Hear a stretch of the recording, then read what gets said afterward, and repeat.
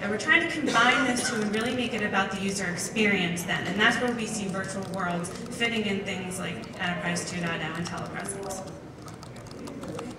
So just some terms to know, I got to set the basic ground rules for those who are not familiar with virtual worlds. A virtual world is just a computer-based simulated environment in which users interact via avatars. And when I give this talk, usually the next question for those who are not familiar is, well, Carol, what's an avatar?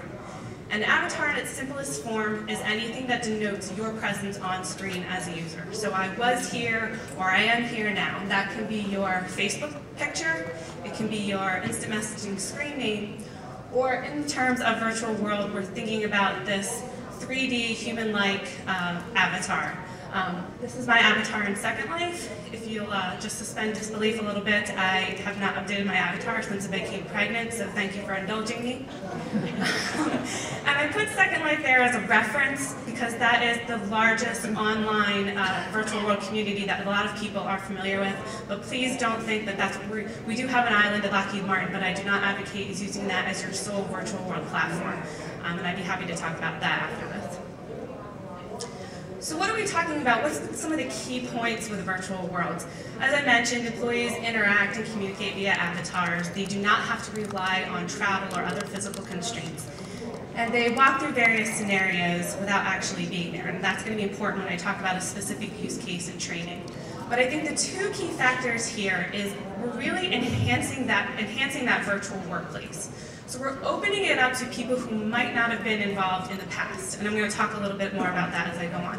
And we're also expanding it to mimic real human interaction, how we interact when we're physically located in the same location, the way that we couldn't do with, say, teleconferencing. Again, just for those who are not familiar, some things that you can do in the virtual world. Most virtual world platforms have these advanced capabilities.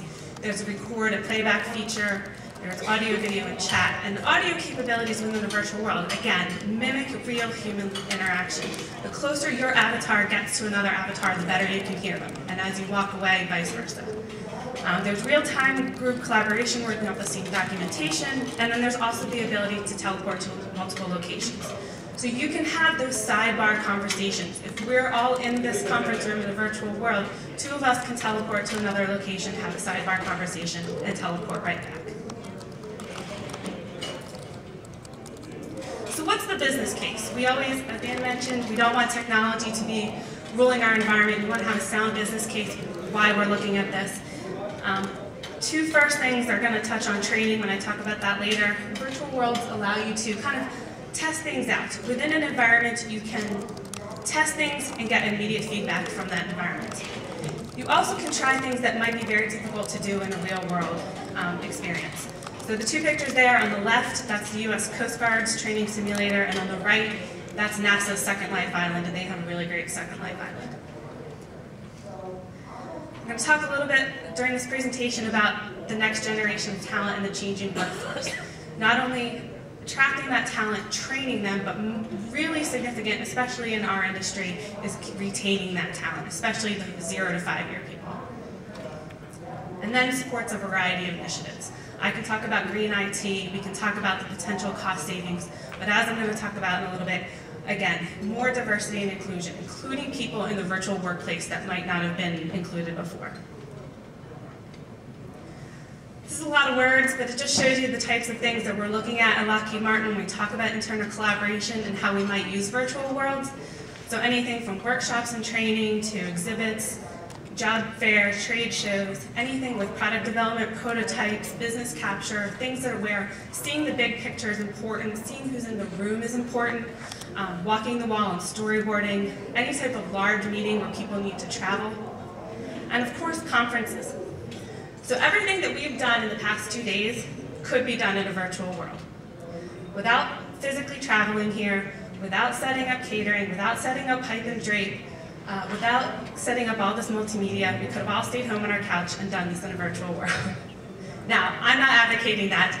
I understand the value of traveling to the wonderful city of Boston and having face-to-face interaction. However, these two things could be very complementary. There could be 1,000 people who for various reasons wanted to attend this conference but couldn't, whether that's a physical handicap that they couldn't travel, their company did not have the funding to send them here, We could do both of these at the same time. With the multimedia equipment that we have, we could stream all of these presentations into a virtual world. Those people could have their own social networking after this site. They could walk up to a person and say, hey, I heard you ask a great question, I'd like to follow up on that. Again, mimicking the real-life interaction that we're doing here. So I just want to talk about training and using virtual worlds for that, because sometimes if you're not familiar with a virtual world, you really need to talk about a specific use case to really hammer that point home. Are there any training, learning, and development people in here? One? Okay. So most of you won't dispute that I'm going to say that. And I'm here to tell you, a virtual world is not training. I'm not here to see serious gaming, any form of multimedia. But as most of us are familiar with, training is relevant practice with feedback. People learn best not by watching and listening, but by actually doing hands-on practice. Now, I don't know about you, but at Lockheed Martin, most of our training involves logging onto a module, watching a 2-minute video, being asked a question, and then we choose A, B, or C. So we're not really learning anything, they're just testing our ability to regurgitate information. But with virtual worlds, that can change a little bit. We've all seen these statistics. Hopefully at the end of the day when you leave here, I'm babbling on, you're going to remember maybe 5% of what I've said. If I did a demonstration, maybe that would go up to 30%. If I came into your office, we set up a scenario in a virtual world and walked through a training scenario, that would skyrocket up to about 75%. So, 90% of experimental comparisons favor simulator plus aircraft training over aircraft training alone. So I'm telling you, if you flew here to attend this conference, you would rather fly home with a pilot that has 500 hours of simulation practice and 500 hours of real flying time versus a pilot that has 1,000 hours of real flying time. And why is that?